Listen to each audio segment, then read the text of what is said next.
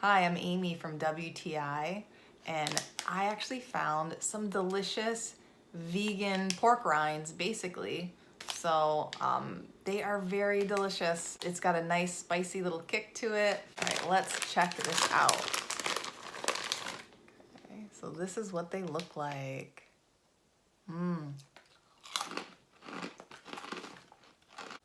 It's so yummy. I have to say, when I first tried it, I was like, I'm not sure. I'm not sure if I like this.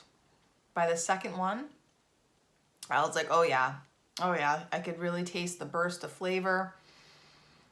And now I just can't stop snacking on them.